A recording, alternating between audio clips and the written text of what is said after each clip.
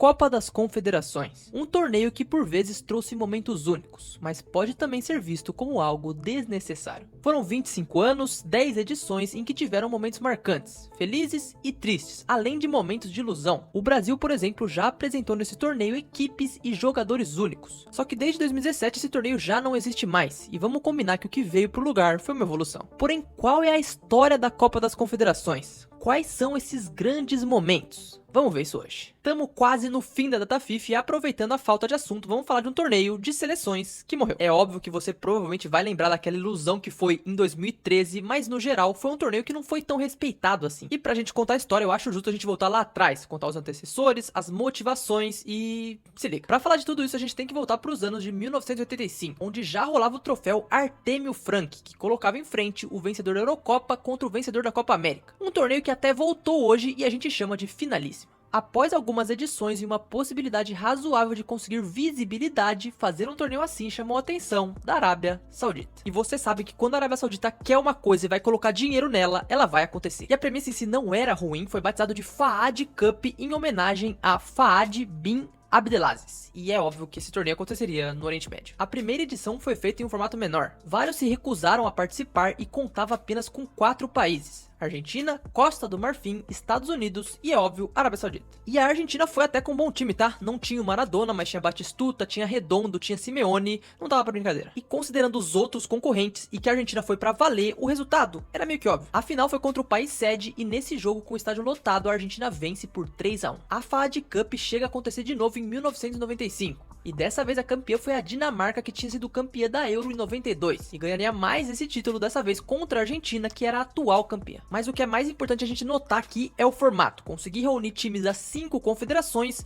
tirando a Oceania. Foram 5 países que foram campeão em cada uma das confederações, além do vencedor do país sede, que, considerando que não era um torneio FIFA, era algo que chamava atenção. Óbvio que a maior entidade do futebol teria interesse em criar um formato parecido e assumir as rédeas disso. E foi isso que foi feito. Os campeões da Fahad Cup não foram desconsiderados, então podemos dizer que são campeões do torneio também. A agora batizada Copa das Confederações tinha uma fórmula que fazia sentido. Além dos 6 campeões de cada um dos continentes, teria também o atual vencedor da Copa do Mundo e o país sede. 8 times, 2 grupos, semifinal e final. Inicialmente seria um torneio feito de 2 em 2 anos, mas a gente vai ver que isso muda, e pra ser sincero, é bem confuso. E aqui a gente já pode ver o porquê que essa competição não continuou, até porque ela não fazia tanto sentido. Beleza, a ideia é boa, o problema é achar calendário e também fazer com que a Europa enxergue isso como algo relevante. E a gente já vai ver isso porque agora vamos falar da primeira edição oficial organizada pela FIFA, em 1997. Para isso vamos aos competidores. Se formos lembrar, quem venceu a Euro em 96 foi a Alemanha, mas a federação decidiu por não participar. Com isso, além, é óbvio, do nosso Brasil, atual campeão do mundo, teríamos para enfrentar times como a República Tcheca, Austrália, México, Uruguai, enfim,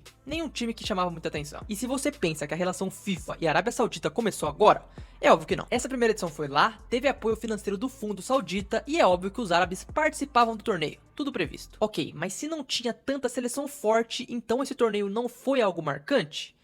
Foi sim. Isso porque, se a gente olhar da ótica da seleção brasileira, o ataque era Ronaldo e Romário. Os dois não chegaram a fazer muitos jogos juntos pela seleção, foram só 19 em que eles marcaram apenas 33 gols. Foi em 97 que rolou a Copa América, que o Brasil venceu, e também essa Copa das Confederações, em que na semifinal um gol de cada contra a República Tcheca, e na final é inacreditável. O resultado foi 6-0. Mas pode botar um hat-trick na conta do Ronaldo e um hat-trick na conta do Romário. Os caras simplesmente fizeram 3 gols cada um em uma final. Imagina se essa dupla pudesse jogar mais vezes junto. Os dois estavam óbvio entre os 3 artilheiros e o melhor jogador eleito foi outro brasileiro, o Denilson. O Brasil foi o primeiro campeão do torneio, sendo organizado pela FIFA, que teria sua segunda edição acontecendo em 1999. De novo, problemas principalmente porque os europeus não queriam participar, eles não viam o porquê. Se a gente for lembrar, quem ganhou a Copa do Mundo em 98 foi a França pra cima do Brasil, e em 97 o Brasil ganhou a Copa América, então poderia sim ter tido uma revanche. E na verdade isso não aconteceu porque a França se recusou a participar. Então a vaga da França foi pro Brasil, que foi o vice-campeão da Copa, e a vaga da Copa América foi pra Bolívia. É uma queda considerável. Essa edição aconteceria no México, e só pra você ver o descaso dos europeus, a Alemanha, que dessa vez topou participar, caiu logo na fase de grupos. O Brasil, por sua vez, não tinha levado seus melhores jogadores do momento, só que mesmo assim chegou na final. Pera aí, não eram os melhores naquele momento, mas tinha Ronaldinho, Alex, Zé Roberto, Dida Era um puta time. Enfim, chegando na final, porém, o Brasil é derrotado pelo México. Em um jogaço, tá? Um 4-3 para a seleção mexicana que venceria em casa. E apesar de não ser nada tão expressivo para nós, esse foi um dos maiores momentos da história do futebol mexicano. Para 2001, dessa vez a França topou participar e o torneio serviria como um teste para a Copa do Mundo na Coreia e Japão.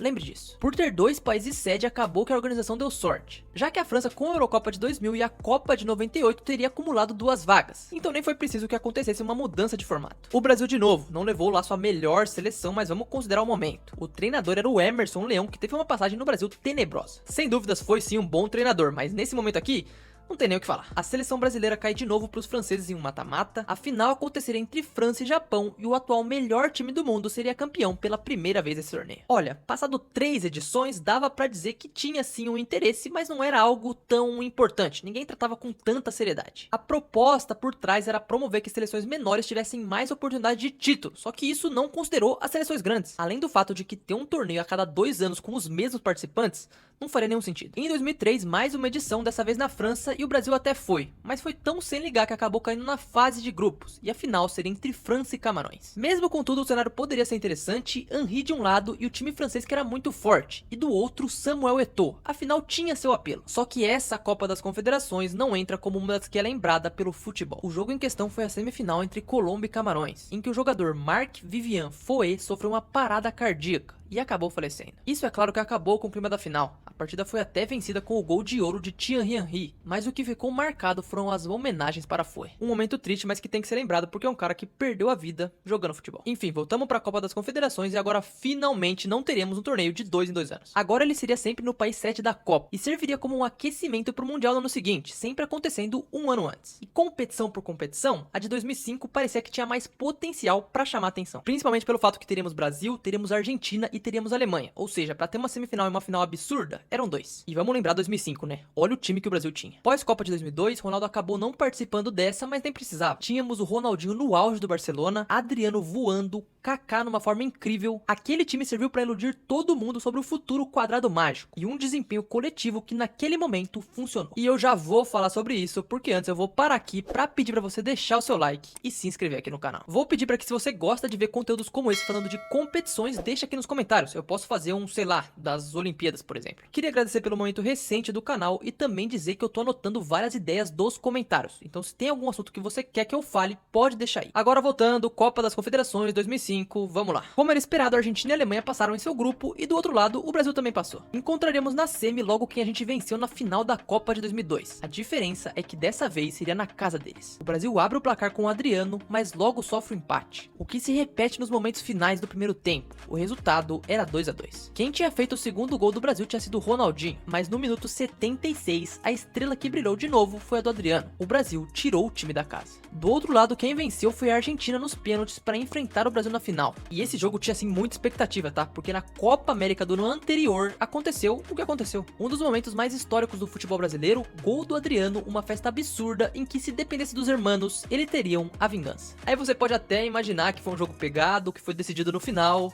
mas não, foi um chocolate. Só imagina que um ano antes da Copa o Brasil tava metendo uma surra na Argentina. A expectativa para 2006 é totalmente compreensível. O jogo foi 4-1, contando com um gol de Ronaldinho, um golaço do Kaká e 2 gols de Adriano, que foi o melhor jogador do torneio e o artilheiro. Se o Adriano tivesse durado um pouquinho mais, ia ser muito bom. Esse seria o segundo título do Brasil, mas na Copa aconteceu o que aconteceu e aqui inauguramos a maldição da Copa das Confederações. Nenhum país que venceu a Copa no ano seguinte, isso pelos mais variados motivos. Continuando, vamos para 2009. O Brasil de novo estava lá, dessa vez com aquele time do Dunga. E os europeus seguiram mandando times alternativos, tanto que a Itália cai na fase de grupos e a Espanha, que era a grande equipe daquele momento, cai nas semis para os Estados Unidos. E o Brasil quase perdeu a final, tá? Tomou 2-0 dos Estados Unidos, mas conseguiu virar. Outro título brasileiro, o terceiro, 3-2 para cima dos americanos na África do Sul. Avançando para 2013, aqui eu assisti e que para mim foi a mais memorável. Isso porque foi aqui no Brasil. E na boa, a seleção brasileira não era das mais fortes, mas tinha um poder para iludir o torcedor, que é maluquice. Primeiro porque foi o primeiro grande torneio do Neymar. E ele começa absurdo, mete golaço no Japão, golaço no México, e na fase de grupos havia uma harmonia desarmonia muito grande. Houve sim os protestos antes da Copa, mas quando começa de fato, a torcida cantava o hino junto com os jogadores, mobilização do país e o elenco respondia. Pra encerrar essa fase de grupos, a seleção brasileira faz uma partidaça contra a Itália, Neymar de novo é decisivo, faz um golaço de falta e o outro cara que deixava sua marca também era o Fred. Isso, do nosso lado da chave, porque do outro a coisa tava feia. Não me pergunte como, mas o Tahiti conseguiu se classificar e ao final da fase de grupos eles tiveram um saldo de menos 23, incluindo um 10-0 pra Espanha, que era a atual campeã do mundo. Na semis o Brasil passa do Uruguai, enquanto a Espanha vence a Itália nos pênaltis. Maracanã,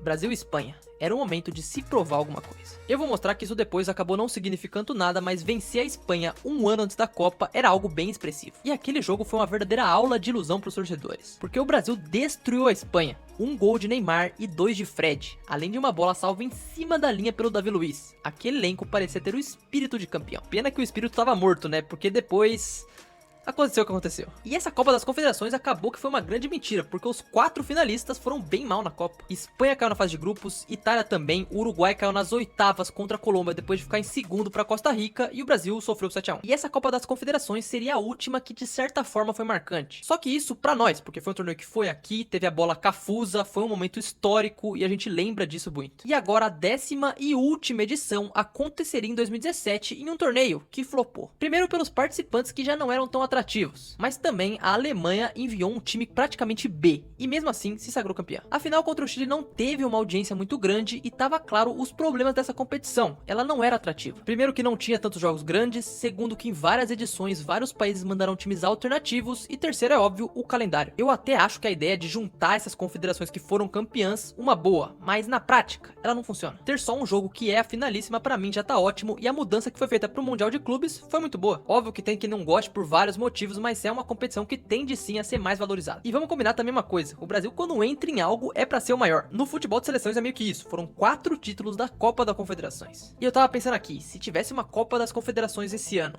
seria bom? Peraí, não sei, ia ter Colômbia, Argentina, Espanha e esses seriam os melhores times, digamos assim. Isso sem contar que o formato também ia dar errado, porque ia ter várias sedes, então não ia dar certo. Ok, dito isso, qual que é a conclusão que a gente pode ter? A Copa das Confederações foi um torneio ruim? Nem sempre, tiveram sim boas edições e grandes elencos que participaram, os momentos até foram marcantes. Porém se tornou um torneio fadado ao fracasso quando desde o começo a relevância dele não foi tão grande, e por isso pareceu algo desnecessário. Não será esquecida a dupla Ronaldo e Romário, nem o show do Brasil na Argentina em 2005, e muito menos o torneio de 2013 que aconteceu aqui, mas de maneira geral, pensando no mundo, não foi um campeonato que chamou tanta atenção. Mas eu quero saber de você, o que você acha da Copa das Confederações? Acha que deveria ter um torneio desse tipo até os dias de hoje? Me diz aí, nos comentários.